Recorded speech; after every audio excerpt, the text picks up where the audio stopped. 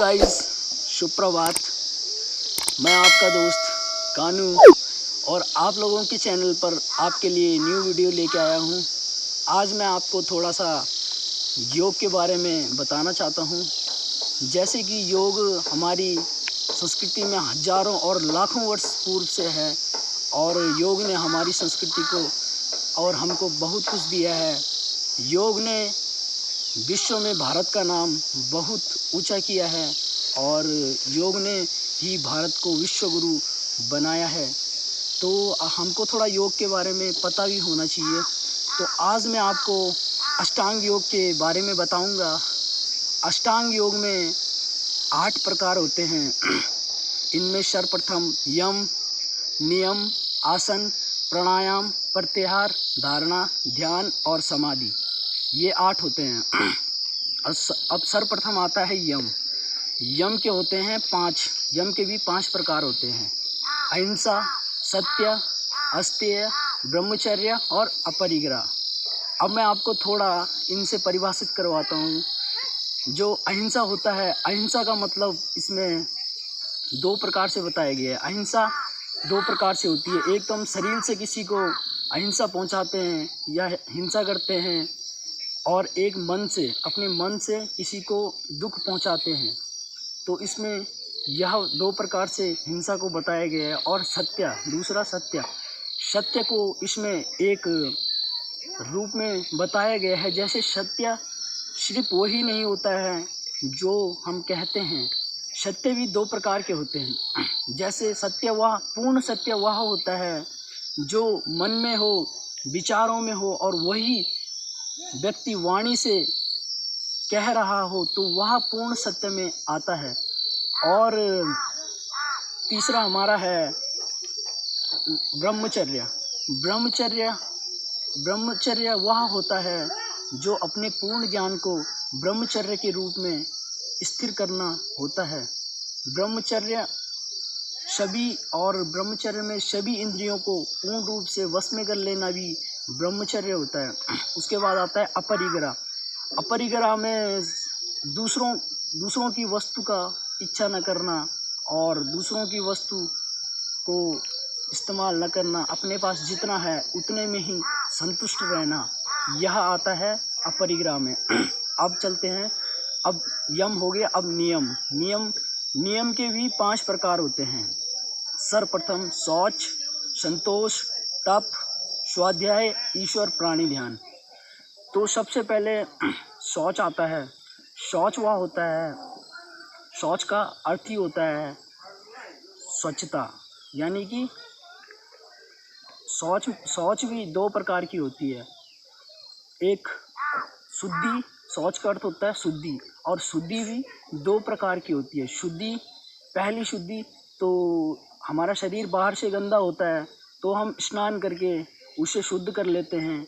और एक होता है मन की शुद्धि। जो मन की शुद्धि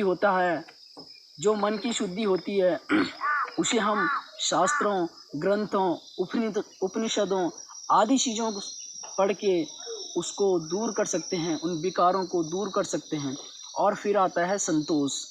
संतोष का शाब्दिक अर्थ होता है संतुष्ट हो जाना, और किसी भी चीज़ को पाके संतुष्ट हो जाना या अपने पास जितना है उतने में ही संतुष्ट हो जाना संतोष कहलाता है। और संतुष्ट और प्रसन्न रहना चाहिए। संतोष। तप का अर्थ होता है स्वयं से अनुशासित, स्वयं के ज्ञान से स्वयं को अनुशासित करना, यह एक पूर्ण रूप से तप कहलाता है। जैसे हमारे ऋषि मुनि ज्ञान प्राप्त करके स्वयं के ज्ञान से स्वयं को संतुष्ट कर लेते हैं, वह पूर्ण रूप से तप कहलाता है। और फिर आता है स्वाध्याय। स्वाध्याय का अर्थ जैसे होता ही है स्वयं का अध्ययन करना, यानी आत्मचिंतन करना। तो अपने द्वारा अपना आत्मचिंतन करना स्वाध्याय कहलाता है। और ईश्वर प्राणी ध्यान। ईश्वर प्राणी ध्यान का अर्थ होता है ईश्वर के प्रति पूर्ण रूप से श्रद्धा रखना और ईश्वर पर पूर्ण रूप से विश्वास बनाए रखना, यह ईश्वर प्राणी ध्यान में आता है। और फिर हमारा आता है आसन। आसन को पतंजलि ने एक सुखमयी स्थिति में बैठने की अवस्था को आसन कहा गया है। और आसन एक पूर्ण रूप से स्वस्थ स्थिति में, सुखमयी स्थिति में विराम होने को आसन कहा जाता है। और आसन के बारे में आपको अधिक से अधिक हठ योग प्रदीपिका और घृण संहिता और योगो उपनिषद में आपको इसके बारे में ज़्यादा से ज़्यादा जानने को मिलेगा। और फिर आता है प्राणायाम। प्राणायाम नाड़ी साधने और उनके जागरण के लिए प्राणायाम होता है। प्राणायाम मन की चंचलता और विक्षुता को दूर करता है। और प्राणायाम श्वास और निश्वास दोनों में किया जाता है और यह शरीर को एक रूप से मजबूत बनाता है और यह हमको स्थिर और शरीर को एक मजबूती देता है। और अगला है प्रत्याहार। प्रत्याहार का अर्थ होता है अपनी इंद्रियों को पूर्ण रूप से वश में कर लेना और अपनी इंद्रियों पर विजय प्राप्त कर लेना। जैसे कि हमारे ऋषि मुनि पहले के बहुत तप करके अपनी सारी इंद्रियों को अपने वश में कर लेते थे तथा और वह अपना ध्यान किसी भी चीज़ पर एकत्रित करके अपना ध्यान विचलित नहीं होने देते थे। इसीलिए वह हजारों साल तक तपस्या कर पाते थे बिना किसी बाधा के। तो इसमें प्रत्याहार में भी अपनी इंद्रियों को वश में कर लेना और जैसे कि एक रानी मधुमक्खी जब रुकती है तो उसके पीछे सारी मधुमक्खियां रुक जाती है। इसी प्रकार प्रत्याहार में इंद्रियों को वश में कर लेना और इस चीज़ को बताया गया है।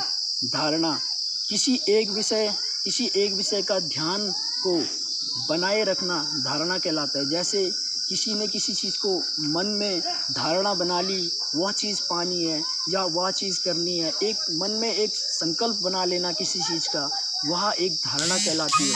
और ध्यान किसी एक स्थान या किसी एक वस्तु पर पूर्ण रूप से अपना ध्यान एक केंद्रित कर देना ध्यान कहलाता है। और समाधि इन सब का अंतिम चरण होता है। यह चित्त की अवस्था को ध्येय वस्तु के लिए चिंतन पूरी तरह मोक्ष की प्राप्ति की ओर ले जाता है और पूर्ण रूप से मोक्ष की प्राप्ति शरीर को देता है। तो आप इनको समझें और अच्छे से आप ज़्यादा से ज़्यादा इनको हठ योग और अष्टांग योग के बारे में पढ़ें। और धन्यवाद।